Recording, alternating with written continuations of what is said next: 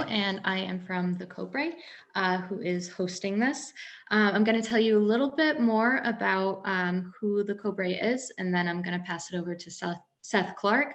By the way, you are on watching a webinar for harm reduction, improving health among people who use drugs. Okay, this continuing education course is hosted by the Center of Biomedical Research Excellence on Opioids and Overdose, the first center of its kind that addresses the opioid epidemic. The center brings together leaders from institutions across Rhode Island to support the research needed to combat the opioid epidemic that is hampering and taking the lives of our friends and neighbors. To learn about the work we're doing, please go to our website, www.opioidcobre.org. Okay, handing it over to Seth. All right, hi guys, thanks for joining us. So thank you, Joe, for that intro. So my name's Seth Clark. I'm one of the docs, trained in medicine, did a fellowship in addiction medicine, and I work primarily at Rhode Island Hospital on the addiction medicine consult service. And I do some outpatient work at the Lifespan Recovery Center and the ACI. So that's who I am. We're gonna talk a little bit about the harm reduction approach to folks who use drugs, and a little intro to what that is and how we can integrate that into our process. So we have a good amount of time, hour and a half. I would love for this to be interactive if you guys feel so inclined. I'm also well equipped to speak for 90 minutes, but I don't think anyone wants that. So please interrupt as we go. Any questions, feel free to raise your hand or shoot something in the chat, and we'll go from there. So no disclosures, financial or otherwise. We have our learning objectives here. So just an intro to harm reduction, kind of what that is and how we can integrate that and how that can help improve our patients' lives. And then a little more specific into those different interventions, as well as, patient first language, some things that should be standard of care, but are still kind of wrapped into the harm reduction approach. And then, at the end, just kind of highlight the differences between substance use and a substance use disorder, because all use is not pathologized. It's not always meeting criteria to require treatment. So just highlight that a little bit at the end. So this was developed primarily targeted at physicians. And so this slide, I like to use when I'm talking to our learners about kind of the implicit bias and kind of the unresolved anxiety that can come from certain patient interactions before you even see the patient, right? And so I ask our folks to think about someone who is either being admitted or coming into your outpatient clinic with this history. So a history of opioid use and coming in for cellulitis. And so just ask you guys, do you guys have any emotions that come up with this, good or bad, with this patient encounter or similar ones you've had in the past? And so I think, a lot of our residents will say, with enough goading and reaffirmation that this is a friendly place, that they do get a lot of anxiety around these cases, whether that comes from, maybe thinking that patient brought this on themselves, assuming IV drug use, maybe anticipating a back and forth about pain meds, or, even if the lead on the team or someone else on the team has a compassionate, view of a person and their substance use disorders, someone else on the team might not. So you might anticipate some back and forth and some animosity, amongst the team. So these are a lot of feelings that are generated, in providers before even seeing the patient. And so acknowledging those, reconciling those, and then really seeing why some of those emotions come up. So here we have a brief slide looking into that. So you have a lot of personal emotions and past experiences that come into this, whether a provider's had experience with substance use disorders personally or in their family. And then a lot of folks will see, I overcame through this pathway, or my father overcame through this pathway, and kind of lynching onto that, thinking that that's the only way to recovery. So that can certainly be an anchoring opinion that a lot of folks have. Work policies, prior experience, maybe you learned from someone who didn't have, the most patient-centered, compassionate view for folks with substance use disorders. So either consciously or subconsciously, you've accepted that as well. And then prior experience with other folks, especially on our inpatient side, you get a lot of experience with folks with substance use disorders really at the end stage, whether they're coming in after an automobile accident or after an overdose or after, an infectious complication of IV drug use. And so when you only see those folks who, aren't coming in looking for treatment for their substance use, they're coming in looking for acute care. And so they might not be ready. They might not be ready for recovery. That might not be their goal. And so having that kind of skewed experience that kind of leads to what can be perceived as negative interactions can kind of cloud someone's judgment of all patients with a substance use disorder. So really acknowledging that and kind of connecting the dots for our learners there. So we have a brief kind of intro, kind of putting a face to substance use disorder and hearing a brief story about some of the stigma discrimination that a lot of our patients experience. I really felt the stigma of addiction. I mean, from everybody. I wouldn't go to the hospital just because I knew that as soon as I got there, as soon as they looked in my chart and saw that I had a history of heroin addiction or saw the abscess in my arm, I was instantly labeled a junkie. I was left in the hallway for hours, asking for a glass of water. I'd be ignored for hours. Even when I went there for something that had nothing to do with pain and I wasn't requesting pain medication, they would automatically think that's why I was there and tell me that before I even said anything, don't think you're getting any narcotics from us, And it's debilitating. It kept me for a long time anyway, from getting treatment. I was afraid that everybody would think I was a junkie and a disgusting, dirty person. That language, clean or dirty, or, even the word addict has so many, connotations to it that it's just, it's sad and it's killing people. It's literally killing people because it perpetuates the stigma and it prevents people from getting treatment.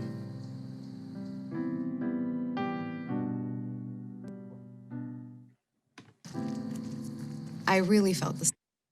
So Stephanie's story is far too common, right? If you sit down and talk with someone, they've had bad experiences interacting with the healthcare system, and that has real tangible consequences. So whether someone doesn't seek out treatment for their substance use disorder, they're also avoiding treatment for other things, right? Seeing someone in the outpatient setting, and they're reporting severe low back pain or something like that, and I recommend that hey, if it's too bad, go to the emergency department. And they'll say absolutely not. I get looked at this. If they see that I'm on Suboxone, I'll be treated like this. So a lot of folks really delaying any interactions with the healthcare system, and not presenting until, either brought in by EMS or more severe presentation of their kind of end stage medical comorbidities. So it has real tangible, real life consequences that we see every day.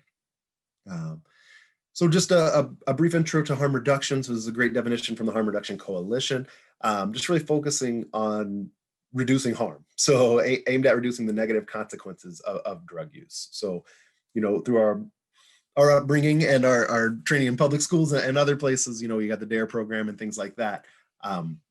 It's easy just to see drugs are bad, right? And realizing that, and thinking that, stop using drugs is the answer to their recovery, right?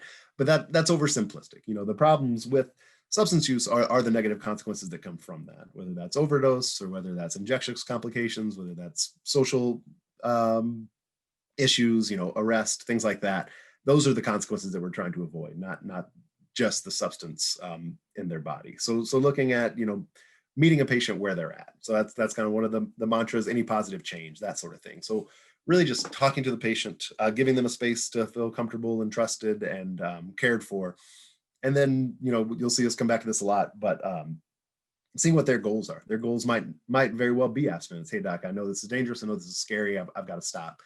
Or it might be something in between. Hey, I realize I'm having infections, or this is causing problems at home. I need to cut back. I need to make this safer. And just having a conversation about where their goals are and how to get them there. And really that any positive change. If they say, hey, doc, for whatever I use these substances for, I feel like I need them right now. They help me get through the day. They help me, feel like myself. And then acknowledging that. That doesn't mean, okay, well, call me when you're ready to stop. That means, hey, you're my patient. Let me figure out how to take care of you best I can. And the one example I use for any positive change, if someone's injecting and their only water source is a toilet, just educating them, use the water from the tank, not the bowl, right? Just because that's a little bit cleaner. That's a little bit more of a positive change, and it makes them just a little bit safer. So that's really what harm reduction is doing. What it's not is not enabling, right? That's a common retort. You hear people say, well, they just need to hit rock bottom. And rock bottom's, very relative. That could be losing a job, or that could be, homelessness and selling your body to get what you need, right? And so that's a different place for everyone. And it's not really borne out in large scale studies or in the literature. So there's this relatively new field, recovery science, kind of looking at quantifying some of these principles. And there's the concept of recovery capital that we'll discuss, but that's basically, the amount of resources that a person has, internal, external, to help them into recovery and then maintain their recovery. So, enabling is the concept of that is better framed as this recovery capital, to where they have this support, someone to lean on, someone to help support their recovery. It's not abstinence only. It really helps fill that gap. So, as far as treatment goes, a lot of folks think either you're in treatment, meaning you're not using substances, you're on methadone, you're on Suboxone, you're on naltrexone, or you're not. And that leaves a huge gap of folks, greater than 20 million folks with a substance use disorder in the United States. And a lot of those, vast majority, less than 20% are getting any treatment, less than 10% are getting treatment with medications. So a huge gap in treatment that the tools of harm reduction really help fill. And often, it's not what becomes the case as a paternalistic, one-sided decision. Hey, this is dangerous. This is what needs to happen. If you're not going to meet the standards, then I'm not going to, be able to care for you appropriately. And it's not that. Harm reduction is, again, meeting someone where they're at and helping them reach those goals. Any questions so far? All right. It's so, again, just to kind of turn the lens around to look back at ourselves, looking at, the 4 core principles, in our oath, looking at beneficence, non-maleficence, respect for autonomy and justice. A harm reduction approach really helps meet all of these more than a lot of our other treatment plans do. So beneficence, by definition, harm reduction, reducing harm is a benefit. Non-maleficence, the alternative to a harm reduction approach is a lot of times, not caring for a patient, telling them to go elsewhere or come back when they're ready. And that's not helping people. That is doing more harm. Then respect for autonomy, a lot of shared decision-making, as we'll continue to discuss, and justice. We'll talk about the adverse childhood events and a lot of the background that, the vast majority of our patients have experienced that have, led to this, chemical rewiring of their brain, exposure to different substances and social stressors that a lot of us can't relate to. So this harm reduction approach, meeting someone where they're at, having these conversations, providing tangible interventions can go a long way towards kind of tilting the scales back to a more just approach.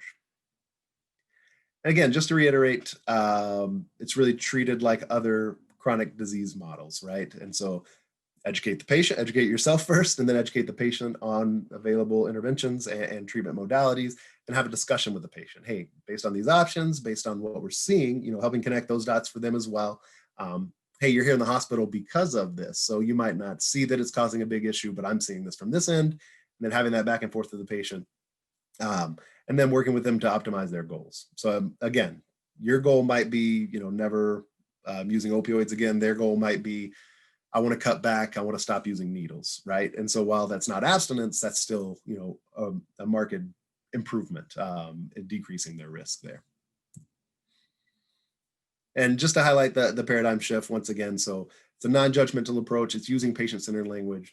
Again, should be common across healthcare and across disease presentations, but that's not the case. There's oftentimes, for folks who are actively using drugs, they're kind of exempt from that. People feel more able to discriminate and to use stigmatizing language and to not use professional language in this setting, and that just should not be the case.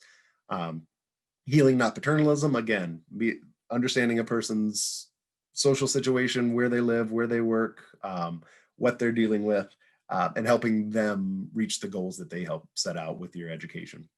And then reframing metrics. Again, not looking at success as, opioid negative tox screens or, number of missed appointments, but looking at quality of life, looking at those goals that you guys have outlined and any progress you're making towards those.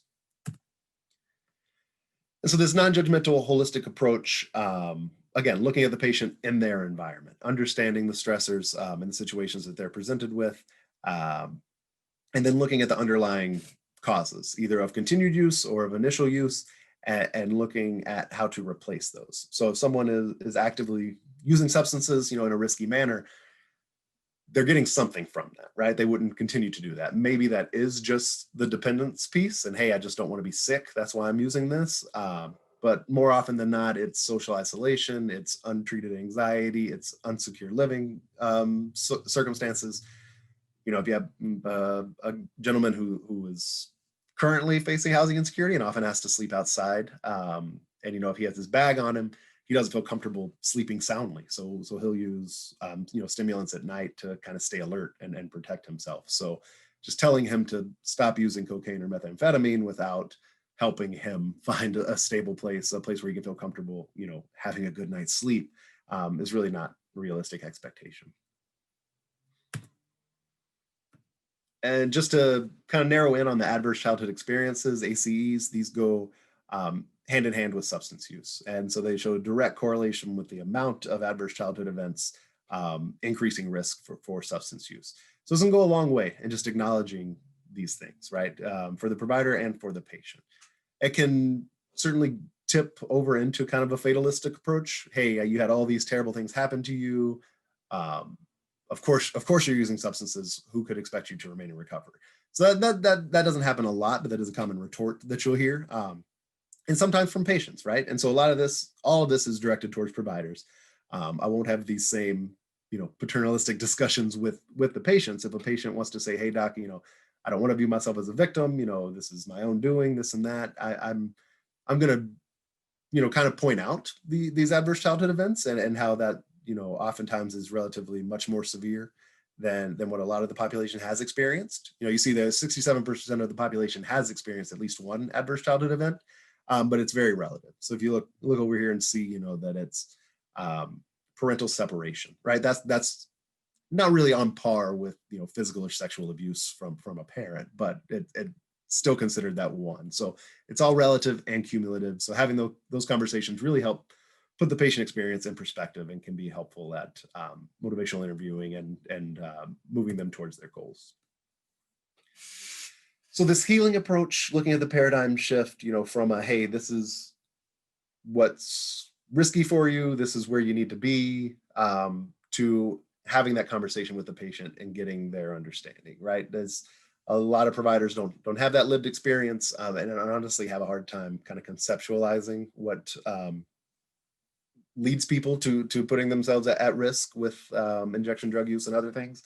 But getting rid of that paternalism, acknowledging your own deficits, acknowledging where your ignorance lies, and that you can't walk in the shoes of someone else, but you can try, right? And so really helping address what's underlying. If we're asking you to get rid of this aspect of your daily life, what hole is that filling, and how can we fill that?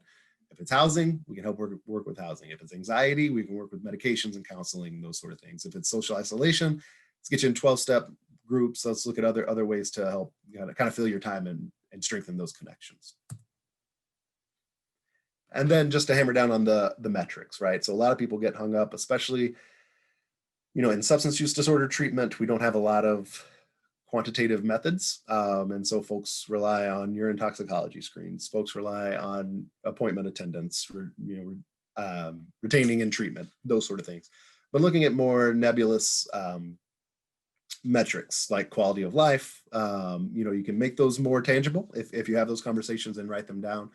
But just encouraging the patient as they go. Yeah, they might have slipped up and used more than they meant to this week, but hey, you're still talking to me on the phone. You're still here in the office. You're making that commitment. It's easy enough to ghost me, but you're trying. So acknowledging that progress, and then reframing those metrics.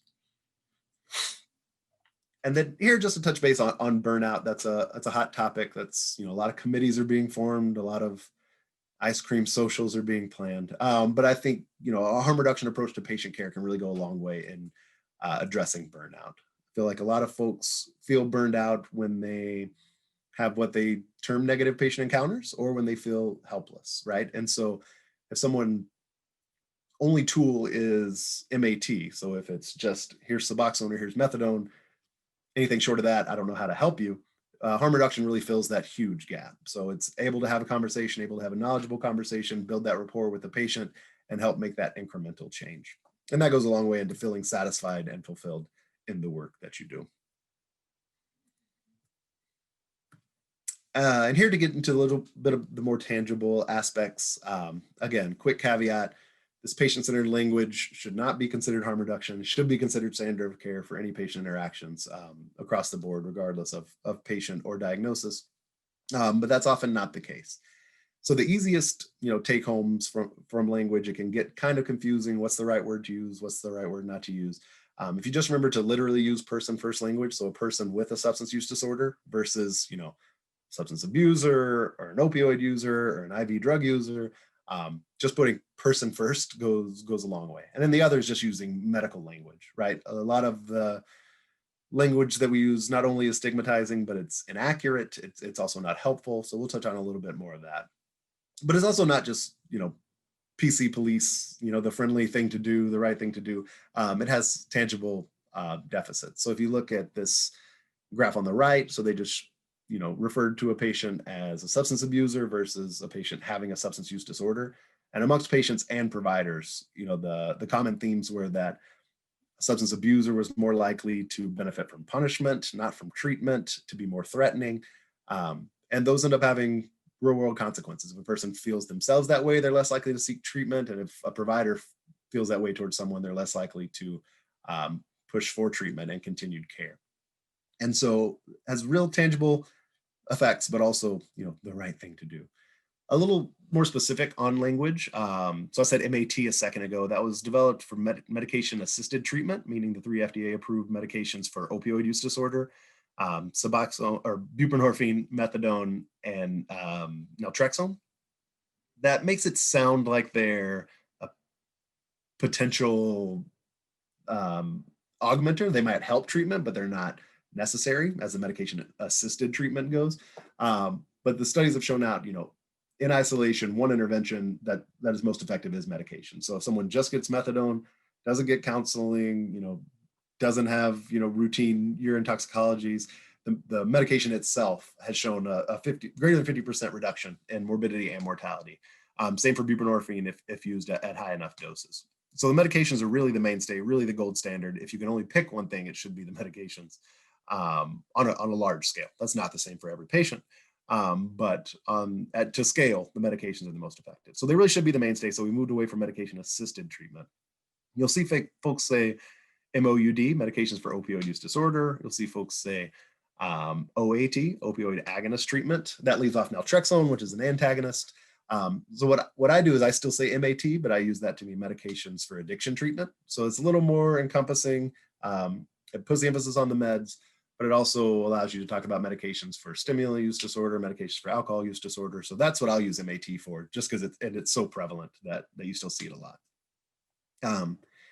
And then the medicalized language. So, as Stephanie mentioned in her video, you'll hear people referred to as clean. Don't hear a lot of referred to as dirty, but when you refer to someone, hey, I'm clean now, implies that they were dirty before, right? So that just makes a lot of sense and why we don't want to use language like that. But it's also not informative, not particularly helpful, especially when it comes to urine toxicology results. If someone says, this urine was dirty, I don't know if that means there were opioids or cocaine or fentanyl or squamous cells or bacteria, right? So it's just not good practice, right? And so referring to in medical terms, so opioid or urine toxicology positive for opioids, urine toxicology negative for opioids, just being more specific like that destigmatizes and provides more information. And here's a few more specific language changes. Again, it gets more nuanced down towards the bottom. They're doing a lot of good research talking to patients about their preferred language. So 99.9% of the time you'll be good if you use medical person first language. But then once you've got that down, it helps to challenge yourself into looking at how patients feel that they're better addressed and better enabled in their recovery. Using some of this specific language. So looking at relapse. So that is one where, someone's returned to use after they've been in recovery might be considered relapse, and that is medical language, but talking to folks that that has negative connotations, and they would prefer, you know, recurrence of use or return to use. Again, that's a little more nitty gritty. No one's going to leave your care if you know, refer to their return to use as a relapse, but that's a little higher level, and just helps respect patients' autonomy. That being said, I don't ever correct a patient. If a patient wants to refer to themselves as clean or refer to themselves as an addict, you know, I'll certainly make the caveat and say, hey, you won't hear me say those words. You know, whatever you feel is best for your recovery to refer to yourself, I won't stop you, but you won't hear me or my colleagues use those terms, and that's why. So, and here's just a little more specific in the chart. So looking at, you know, someone who's documented that a 44-year-old female with a long history of polysubstance abuse with poor compliance, outpatient treatment, little insight, history of drug-seeking behavior, suspect homelessness as a primary reason for the visit, i.e. secondary gain. So, you know, already making assumptions, already kind of coloring the picture for whoever they're signing out to or whoever is reading this note before that person's even met the patient. So also not super informative. Long history of polysubstance abuse, already saying abuse, you know, specifically abuse has terribly negative connotations in every other circumstance, right? If you talk about sexual abuse, elder abuse, child abuse, domestic abuse, just brings up really negative connotations, and there's no place for that in our medical model. So, and I don't know this history. Is it active? Is it IV? Is it opioids? Is it stimulants? It's just not very informative, and it is very stigmatizing. And then the term non-compliance really puts the onus on the patient. You know, if I was homeless, I would have a very hard time making my appointments as well. So intentional or not, it really does paint kind of a negative light. So this is, you know, the same patient. It's more concise. It's more accurate and takes out a lot of the stigmatizing language. So looking at a 44-year-old female with a past medical history of IV opioid use, presents with pain and swelling in her lower extremity. So I know that it was IV use, so I know that it has that associated risks with it. Saying this is a past medical history and not ongoing use makes me think that, you know, maybe it's not something that she's actually actively using. And then there it says, you know, previously been lost to follow-up, outpatient treatment, possibly due to housing insecurity. So not making that person's homelessness their identifying characteristic, and also putting a little more onus on the medical system, right? Lost to follow-up, not that she was non-compliant. So more accurate, less stigmatizing, and more concise. Any questions so far? All right, guys. And so now we're going to delve into a little more of the tangible interventions as a harm reduction approach. You'll see some stuff that we're going to talk about that really doesn't fit in the harm reduction bucket, but should really be standard of care, but that we're not doing yet. I think that's actually on the next slide. But these are some of the things that we're going to cover in a little bit more detail. And this is talking about co-prescribing, so other CNS depressants in the setting of methadone or buprenorphine.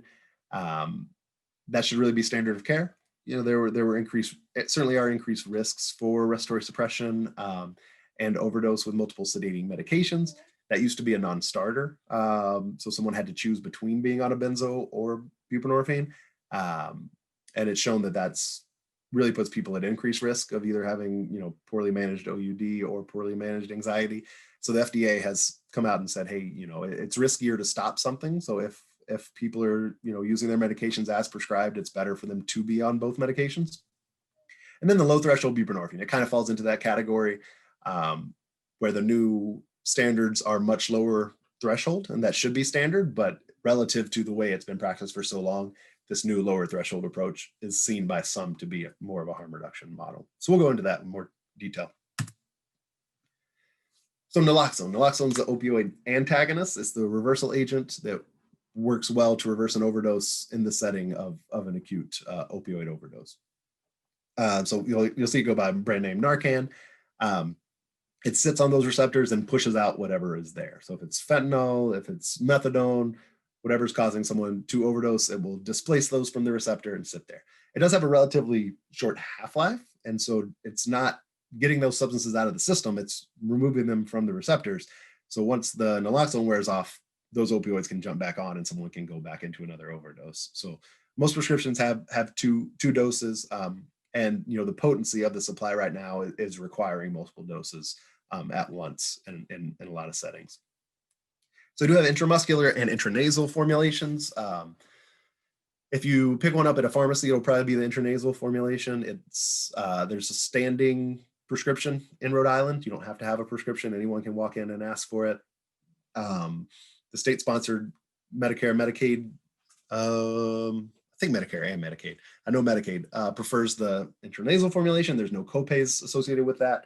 A lot of patients prefer the intramuscular formulation just because it's easier to use. You can just do the shot right into the shoulder, through the clothes, right into the butt. If someone's flipped over, you don't want to roll them over or, go into their nose, or if, you're worried about COVID now. And that's what a lot of our community partners will distribute. So AIDS Care Ocean State, Weber Renew, Rycares, Pony, those folks primarily use the intramuscular formulation just because it's very cheap. And, not habit forming, no increased risks, of having this laying around home, and highly effective. So, the data is overwhelming that it decreases overdose rates, and we're doing a good job at convincing folks of that and really getting it out into the community. So despite the fact that it is available without a prescription, people are more likely to fill it if it is prescribed, if it's, in a bag with everything else when the pharmacist brings it out, as opposed to asking for it, just because there is that stigma and there is that extra step of having to ask for it at the counter. And so this is just data showing that we've doing a better job of saturating, the population with increased prescribing. With these are the specific regulations through the state, so it's mandated co-prescribing. If someone gets a prescription for greater than 50 morphine milligram equivalents, which is not a high threshold or really based on any evidence. Also, if you're co-prescribing with the benzodiazepine, or if you're prescribing opioids to a patient with a history of opioid use disorder or opioid overdose. And there's a lot of standard triggers that pop up in the EMR to remind folks to do this. And it has been effective. And so, kind of the hallmark of harm reduction are these syringe distribution services. So that's really accepting, hey, folks are using substances, they are injecting substances, not everyone's ready to stop or able to stop. How can we make it safer? So a lot of the risks involved with IV drug use are due to the way a substance is prepared, or the way a substance is injected, or the needle itself that causes consequences, not necessarily the substance. So, right, so whatever someone is injecting can certainly cause overdose, can certainly cause respiratory suppression. But a lot of the morbidity associated with injection drug use is secondary skin and soft tissue infections, infective endocarditis, some of those, longer term, chronic infectious diseases, HIV, Hep C, those are really associated with the route of use, not the substance itself. So syringe distribution has been around a while. It's shown to be very effective. It's supported by the WHO and AMA now. It has the support of our local government here. It's super effective medically and very effective, cost effective. So looking at just the savings through HIV, so every dollar spent saves $6 in not needing HIV treatment. And that's just one small aspect of the benefits of the syringe distribution. And so looking here, AIDS Care Ocean State, that's our oldest syringe service program down on Broad Street. They also do home delivery across the state, same or next day. Project Weber Renew Incorporated need syringe services at their brick and mortar location, also on Broad Street, not far from AIDS Care Ocean State. And they also do a lot of community outreach and distribution there as well. Have the Serenity Center up in Woonsocket. Rycares is doing a lot of delivery now in the setting of COVID. And they do more than just syringes, right? So you can see in the picture there, it really has to do with all aspects of substance use. So whether it's a tourniquet, hey, if you can get a tourniquet, get a better vein showing, that's higher likelihood of injection success. It's really when someone misses the vein, injects into a muscle, something like that can cause those skin and soft tissue infections. So just something small and cheap like that could really go a long way. And then also looking at cookers, cotton pellets, things that folks don't really realize, providers don't really realize go into using a substance that are potential routes for infection. So, if you don't have a cotton filter to pull up your substance into your syringe, then you're either not using one, which is increased risk for debris and particulates that are a high risk for infection. Or you're using, maybe a string from your sock that you've been wearing for a few days. So just a lot of opportunities for infection there. And then they also have tips for pipes. If folks are sharing pipes, that's an easy way to share infections, especially in setting of COVID. So other kind of cheaper, easily accessible ways and tools to limit your risks for infection. And just having a place to go, when folks could go in physically, they still can.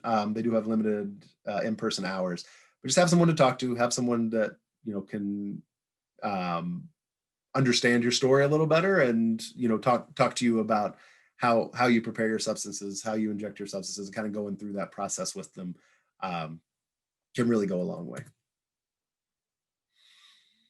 And here we have fentanyl test strips. So those are very prevalent at these sites, and as well as a lot of community distribution. So what they do is they check the supply for fentanyl. When the supply first started getting poisoned with fentanyl, 6-7 years ago now, this was a big wake-up call to folks. We were seeing a big spike in overdoses. People who've been using heroin for years were getting fentanyl, and they were overdosing. It's more potent. It has, less legs, they say. It doesn't have as long a half-life, so you're having to inject more frequently. And so to counteract that, we've talked about some harm reduction interventions, talking to folks about using more slowly, doing a test shot, seeing how their body responds to this new supply, not using alone, using with a buddy, kind of staggering your use. Hey, you watch me, I'll watch you, ensuring that naloxone is available and there's someone to administer it. And then some folks said, that they just wouldn't use the drugs if it tested positive for fentanyl. That's not the majority of folks. Most folks said they would augment their use in somehow. And then with the huge prevalence of fentanyl, basically becoming synonymous with heroin here in Rhode Island, everyone just started kind of assuming that their substance had fentanyl in it. So instead of testing, they would just incorporate these behaviors already into their use. And so now what we're seeing is people who aren't expecting fentanyl are folks who aren't typically opioid users, or they're using pills. And we're seeing fentanyl in everything, in all our pressed pills, in any powdered cocaine, things like that. And that's where it's really scary. And folks that don't have any opioid tolerance, and folks that don't have experience with opioid overdose, if they unsuspectingly get a dose of fentanyl, it's oftentimes fatal. And so that's where we're using our test strips more. Someone who's using pills, even if they think they're coming from a prescription, they've got really good pill presses that can make a Xanax look just like a Xanax. But if you're looking for a benzo and get fentanyl without any tolerance, that's going to put you at high risk. So usually using these for folks with non-opioid substances now, pills, powders. And then one specific caveat is, doing more testing with these fentanyl strips, looking at the more potent supply that we're getting with newer analogs of fentanyl, carfentanil, sufentanil, a bunch of letters and numbers put together that don't even have real names yet. The test strips aren't always picking those up. So it could be a substance that's more potent than fentanyl, but these fentanyl strips may say that it's negative. So still saying, hey, still use these other harm reduction approaches, make sure naloxone's available, make sure someone knows you're using, and having someone check on you because these strips don't pick up all the analogs. We're working on that. Our community partners are working closely with the manufacturers at either additional strips or a strip that can test for multiple substances. But in the meantime, that is a risk that could be missed with these strips. Now we'll talk a little bit more at the end about how COVID is complicating, these measures, especially when we talk about not using in isolation and then also telling everyone to isolate. It's can be tricky. And again, as we mentioned, just talking to someone about safer injection practices. So, we have some patients at the hospital that, can't inject themselves. So they're kind of dependent on someone else. And if you can, as icky as it may make you feel, teach someone how to inject properly, that can really give them a lot of autonomy, may get them out of a dangerous relationship or some sort of codependence that's really impacting their lives. So having these conversations, in person and providing some of that equipment really goes a long way. kind of the gold standard currently in harm reduction are these safer consumption sites, which I get if this is your first exposure to it can cause a little recoil, but it really is just taking that harm reduction approach. Drug use has been a part of our society since we became a society, and it's not going anywhere. So with that realization, how do we make it as safe as possible? So in Canada and a few Western countries in Europe and I think Australia, they have these supervised consumption sites where someone can bring in their pre-obtained substances and inject them on site with medical supervision. And more importantly, just in a clean, well-lit environment where they're not rushed. A lot of the complications of injection drug use come from a rushed, not well-lit setting. So if, it's illegal, so you don't want to be out in the open. If you're rushing a shot, using a car mirror or something in the middle of the night, there's much higher risk of missing the vein and causing infectious complications. So just having a setting where you can come in, get your new clean supplies, take your time, have a lot of visibility, really goes a long way in decreasing those risks. And it's not the point, but the data has shown that it is a good touch point for patients. So, the focus of these consumption sites isn't to get someone into treatment, isn't to get someone to stop using substances, but to make them as safe as possible. But the studies have shown that folks that access these services are more likely to enter treatment and recovery later on. And so, for lack of a better way to put it, it helps keep people alive until they're in a better position or more eager to reach out for treatment. So this is a really important slide looking at the big paradigm shifts in buprenorphine prescribing. So buprenorphine is one of the FDA approved medications. It is an opioid partial agonist. So it sits on those mu opioid receptors, activates them enough to get rid of withdrawal, to get rid of opioid cravings, but not to provide euphoria and not to provide respiratory suppression. So, so it's a much safer medication. It's also safe in the setting of additional opioid use. So if someone takes, their full dose of Suboxone or even a lower dose of Suboxone and then takes heroin or fentanyl, it's not an additive approach. That doesn't put them at increased risk of overdose. It's protective. So it actually has them at less risk than if they had just used the same amount of opioids without buprenorphine in their system. So it's a very safe medication and helpful medication. That being said, it is a Schedule III drug, and you do have to have an additional 8 hours of training to be able to prescribe it. And so, it's kind of based in stigma, and it's hard to break. And so just with those increased requirements, it makes some people more afraid of the medication and less likely to prescribe it, but nothing in its nature really warrants that level of caution. And so to kind of change that, these are the kind of stepwise approaches. So initially, when someone was getting started on buprenorphine, it needed to be done in person to make sure that the medication was effective, that someone didn't take it too soon, or anything like that. And what they had to do in New York was when just because capacity didn't really allow it, because that's a full day affair for someone to sit in and take up a room. They started doing home inductions, so unobserved inductions with instructions. Hey, you should feel this bad before you start it. This is how much you should take and when. And it showed that they were essentially equivalent, observed and unobserved induction. So the same risks for precipitated withdrawal, same amounts of success with return to treatment. So the new recommendations are, you're welcome to do that in person if a patient and a provider would prefer that, but it's just as safe to do unobserved inductions. And then we touched on it briefly. It used to be that benzos and buprenorphine could not be used together. That was based off some outdated data from early trials in Europe. Those were, there were, I think, 6 overdose deaths documented. In those cases, they were all using large amounts of alcohol and injecting their Suboxone, their buprenorphine. And so that was continued, for years and years until now that the population-based study have shown that it's not an increased risk, you're actually at increased risk if you're kind of force tapered off one or the other. So the recommendations are to continue both medications if indicated.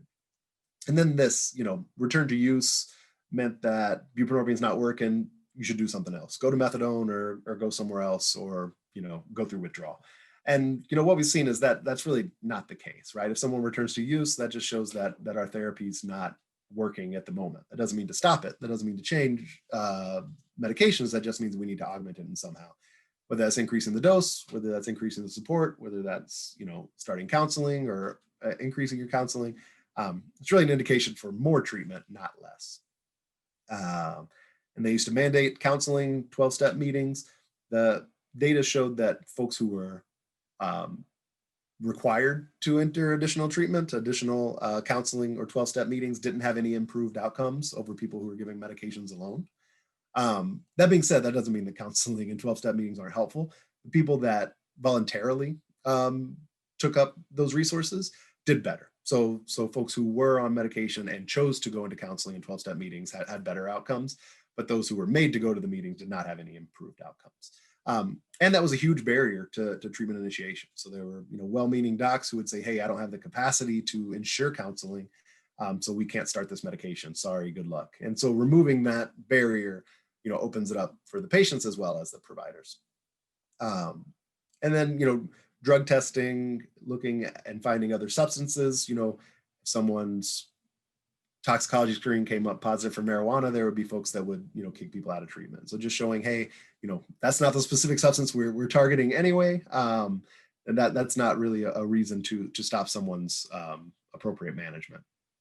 And then the quick taper. So it used to be thought, hey, let's get you off of heroin onto buprenorphine, then taper that down over the next couple of weeks and get you abstinent.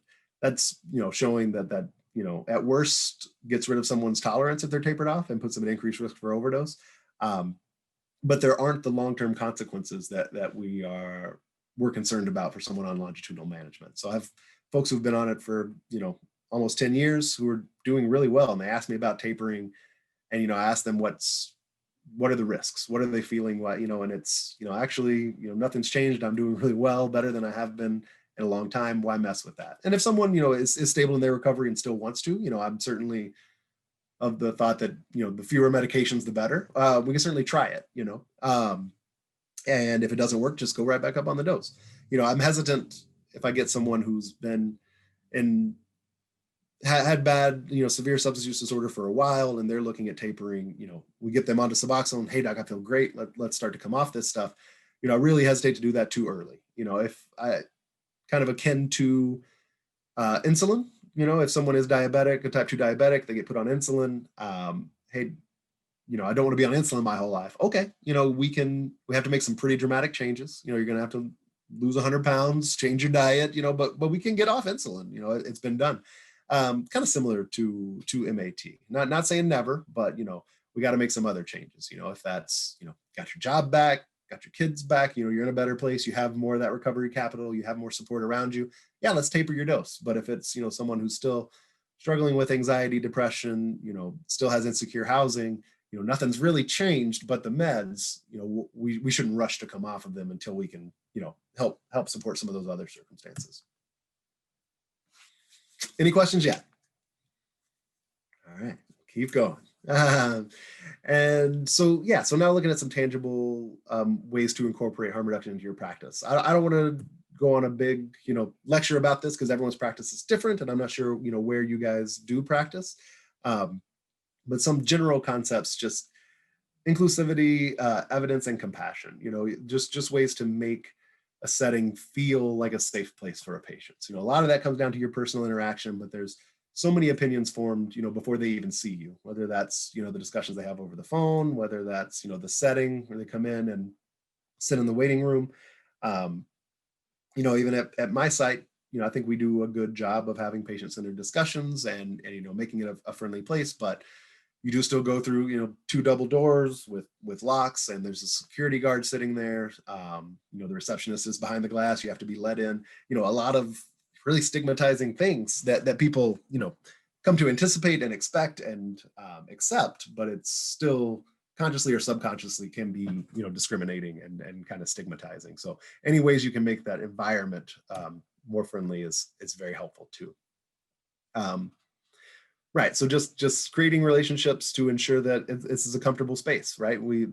Folks have had a lot of bad interactions with the healthcare setting in the past, that might have them reluctant to be, fully forthcoming, especially on their initial intake. If someone, another example, has been kicked off their meds before for smoking weed, then they might not be, super comfortable endorsing that to you, especially at the first setting. So just explaining to patients kind of who you are, what the rules and regulations are, at your site.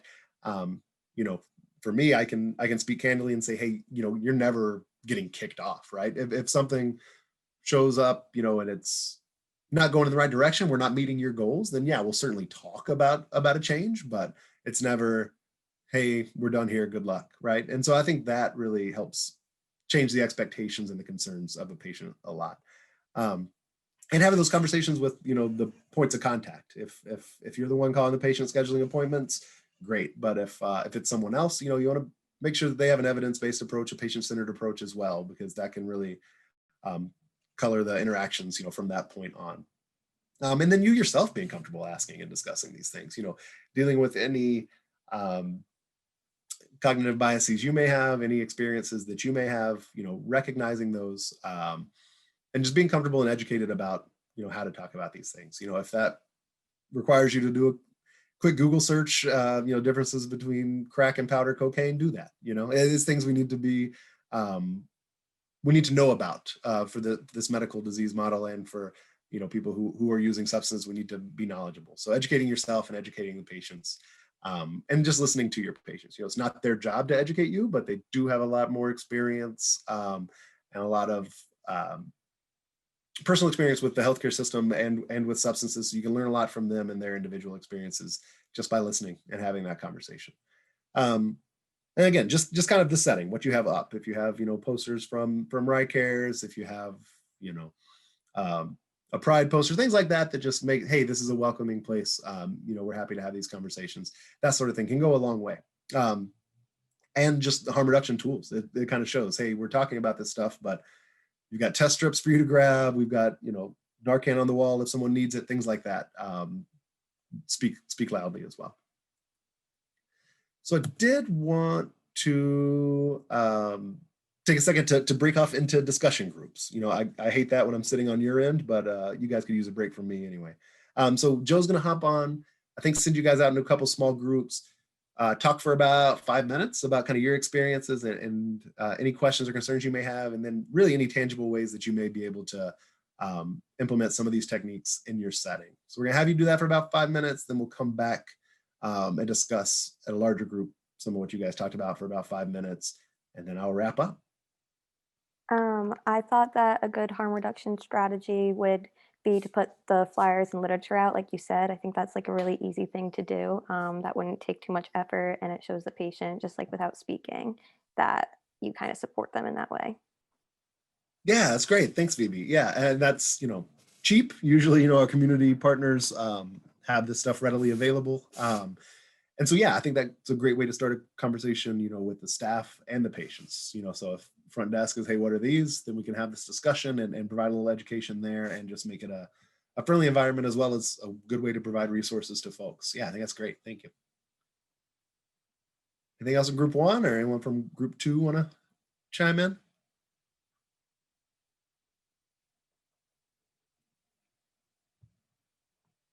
All right, I'll be a little less nebulous. All right, we're done with group 1, unless group 1 wants to say something else. Who's going to fill us in from group 2?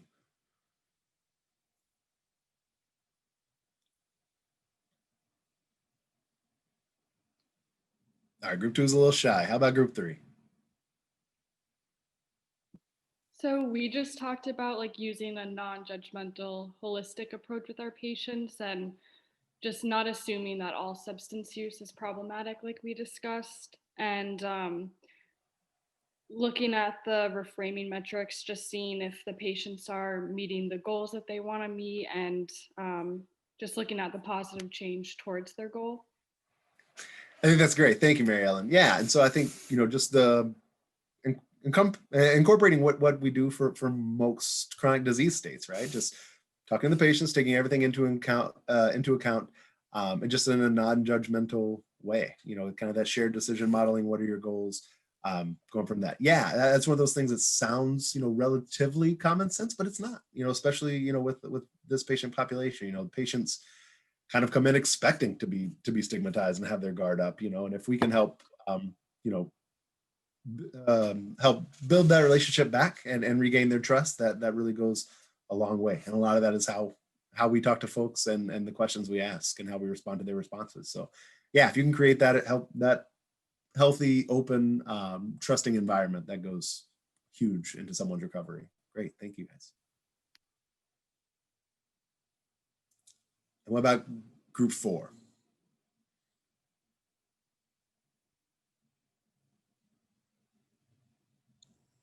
We talked about changing the way that we speak about patients, rather than calling them like dirty or addicts or abusers, that we would consider them as human beings who are dealing with a problem, and that slowly but surely we can solve that problem.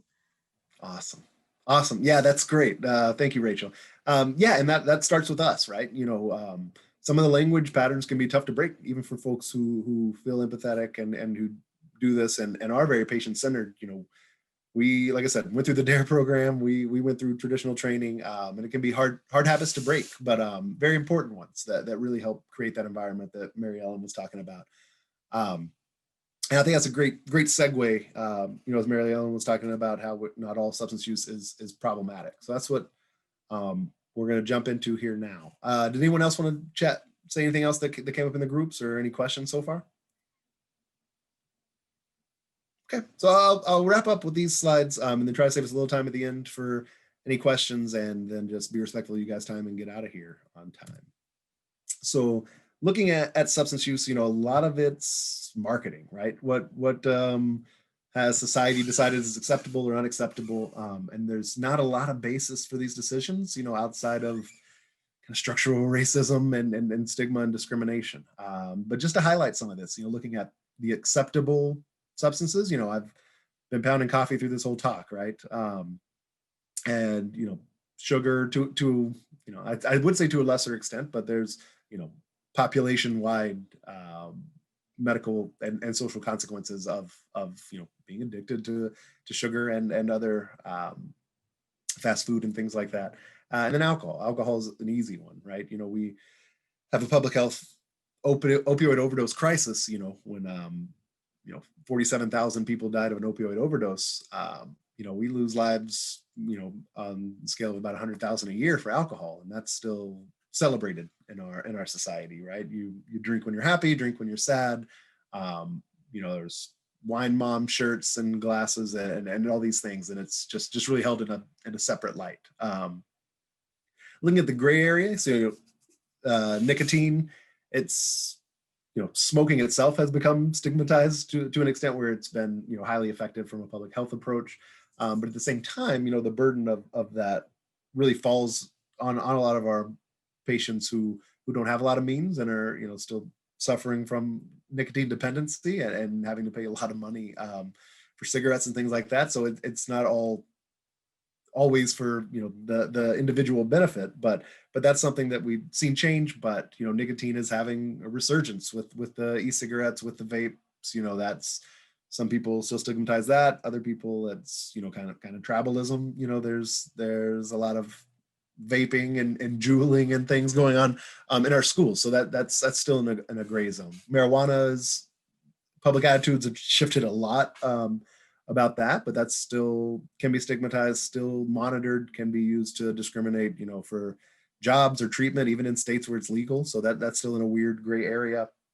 And then prescriptions, prescription stimulants and, college, or, hey, I've got this guy for my Adderall, I got a test coming up, or, benzos on a flight, that sort of deal. Hey, let me, go ask my doc. That's med-seeking behavior. That is misusing substances, but it's just not met with the same, backlash from a population or an individual level as, the unacceptable groups. Methamphetamine's chemical structure of meth versus Adderall is really hard to distinguish, right? So they're, essentially the same drug, but it has different marketing, right? So meth is very taboo, as is crack, but powder cocaine, if you're, on Wall Street or at a party, that's not met with the same way, even though it's literally the same substance. And then, heroin, that's, pain pills are one thing, but heroin's a different thing, even though they're the same, it's just all viewed through different lenses. Again, just to hammer on the flight example, that's something that I've seen other docs do. Hey, go to, I know you can't fly, go to this guy, tell him, and you'll get, 5 Xanax or something like that. And that's, no different.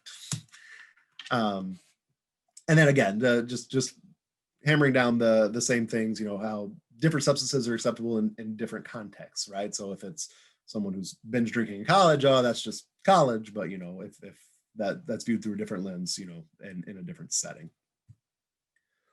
And again, to this point, Mary Ellen said it well, not all substance use is problematic use. All substance use is certainly not a substance use disorder, right? And so we have specific criteria, and it's really the health and social consequences of that use that are causing the problems. And so that's where we need to look at, not just the ingestion of use on its own. And just to reiterate that, it's really not, the way we view these substances is not really based on any science. So this looked at drug dependency, so the physical tolerance, withdrawal, from the DSM-4 criteria before did away with the concept of dependence as a diagnosis, but just looking at, the different rates of dependency that developed after trying a substance. So, nicotine is up here at the highest, and then it really kind of stables out over these other substances. And they're really no different from those that are stigmatized versus those that are accepted widely in our society. And so this is the DSM-5 criteria for a substance use disorder. And it's not as objective as it would look on paper. So there's a lot of subjective qualities to this. The caveat being that you wouldn't meet criteria for these substances if you had a prescription or using that prescription as prescribed. So it only takes meeting 2 of these criteria to be diagnosed with a mild substance use disorder. So if you meet 2 of these, you have a mild substance use disorder, 2 to 3 is mild, 4 to 5 is moderate, and then 6 or more is a severe substance use disorder. And you'll see there's a lot of overlap. Like I said, some of this is more subjective than it seems, but anyone who is using a substance regularly that causes that physical dependence, the second, it's going to cause, by definition, withdrawal intolerance. And so if someone is prescribed oxycodone for years and years and years, and that doctor retires or decides they're not going to prescribe it anymore, the second they take away that prescription, even though someone's been doing the same thing for 10 years, they're left with an opioid use disorder because they do have tolerance, they do have withdrawal, just based on those criteria. So it's not, a perfect tool, but it is a good way to conceptualize when use does tip over into a use disorder. And so that's really, we're here where you're seeing the consequences. So you're giving up activities you used to like for your use, you're seeing physical, psychological problems, you're spending too much time with it, you're neglecting your major roles. So it does help look at the consequences and not just use. You don't see, daily use isn't on here, multiple times a day, injecting isn't on here. It's not the specific use, but the consequences of that use. And this is a good slide just to look at the spectrum of substance use, right? So this is specifically the spectrum of substance use disorder. But if you look to the mild side, go past that is, risky use. And then further to the left of that is, non-problematic use. And then the furthest left would be abstinence, right? And so substance use happens on a continuum, substance use disorders happen on a continuum. So our interventions should happen, kind of on this spectrum as well. Not a one size fits all approach. And so just to touch on some of the changes in the setting of COVID and increased social isolation. So some good, we have had some new treatment modalities. The DEA lessened their restriction on controlled substance prescribing. So used to, you would have to see a person in person physically before you could prescribe a controlled substance. They've lessened that. So now that you can just have an audio-visual interaction with the patient before their first prescription. So that allows us to start the buprenorphine hotline. So someone who has an opioid use disorder, is in withdrawal, looking to start treatment, they can call this number. We can screen them, and if appropriate, send in a prescription for a week or so and connect them to care. So that way they're showing up to that appointment, not in withdrawal, not actively using, and feeling like themselves before even that intake appointment. So that's helped lower those barriers. We're working with a research study to have buprenorphine prescribing, to manage withdrawal, and then also to continue maintenance through one of our behavioral health pharmacies. So Genoa, who has a few locations throughout the state, a patient can walk in and get buprenorphine at that moment without having to schedule another appointment with a doctor, that sort of thing. So it's really helping us to do that. And if you have any folks who you think would benefit from any of these interventions, please feel free to email me or put something in the comments, and I can help connect you guys there. And then loosening policies around, requirements for treatment. The SAMHSA still recommends, at least one urine toxicology a month, but providers aren't held to that. That's a recommendation, not a requirement. And so, instead of requiring someone to get out, expose themselves, have another risk, just get a urine toxicology, they've kind of lessened those restrictions. But conversely, it's all the consequences of social isolation that we see. People are less likely to go to the hospital if they're feeling bad, less likely to go to a new intake appointment if they're worried about their risk. And, a much, I guess it's been good and bad, but less access to in-person recovery supports, whether that's a recovery coach, whether that's a 12-step meeting. But the recovery community has really stepped up and made a lot of this available online. So in some respects, there's more accessibility, but I have a lot of patients who that's really their social network, right? They get out, they go to multiple meetings every day, drink the coffee, interact, and not having that has been a real deficit to a lot of my folks. And again, so we already talked about the risky substance supply. That's why, the iron law of prohibition, the more you crack down on a substance, it doesn't decrease use, it just increases the potency of the supply. So it's, easier for suppliers to get in, a small amount of a white powder than it is, big bricks of black tar heroin. So that's kind of why our supply has transitioned to fentanyl. And now that we're cracking down on fentanyl, we're seeing even more potent analogs popping up. So we have a really risky supply, really unpredictable, especially with those supply lines being cut off, with some COVID restrictions. And like I said, increased social isolation. So encouraging people to use with other folks, but at the same time, telling them not to be around other people is really a mixed message. And we're seeing the consequences of that. So our overdose deaths are just continuing to go up. We optimistically plateaued for a couple years there, but now we're seeing record-setting months as the data rolls in. And it's really, the tide has not stemmed. It's going the other direction. Again, but the good, we do have those increased augmented recovery supports online, the DEA restrictions, as we mentioned, and then really our community partners stepping up, increasing their presence in the community, their delivery supports, and really being on the front line and taking on those risks themselves in a big way. So we've got one more video, I think, just kind of wrap things up, and then I'll be back to let us know if we have any questions.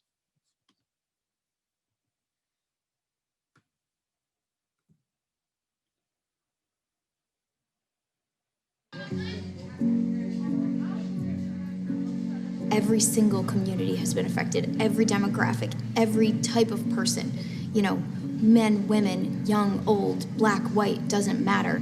I am a contributing member of society today because naloxone was in the hands of a layperson. I had just experienced 3 overdoses a few months prior to that, and I was just hopeless, scared, 22, no clue how to live my life. All I had really done up to that point was use drugs and find ways and means to get more. Little did I know, just on the other side of that door was an entire community wanting to help me. Our community has shown up in a real way. I always say that we're a little state, but we do recovery in a big way. And that's the power of community.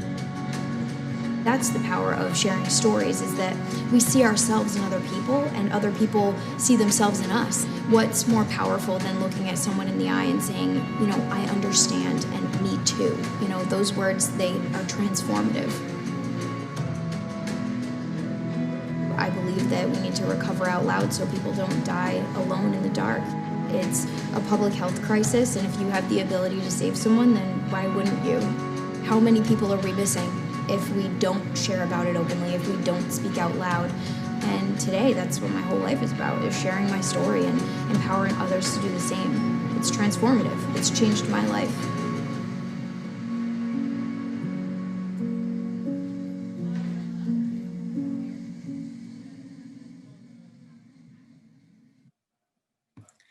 Great. And so I think Abby's story really does a good job of just highlighting the efficacy of these harm reduction approaches, right? She literally would not be alive if it wasn't for someone having Narcan. And not only is she alive, she's thriving, she's in recovery. So these harm reduction approaches are really just the humane thing to do, the compassionate thing to do. And even though that's not the goal, ultimately, folks typically do end up, wanting to augment those services and getting into recovery in whatever lens they view that through. So thank you guys so much. I'll stick around for the next 5-10 minutes if there's any questions. I really appreciate you guys joining us. And any questions, feel free to email me. It's probably easiest. It's just Seth_Clark@brown.edu. If you got any questions or want to talk further, thanks so much.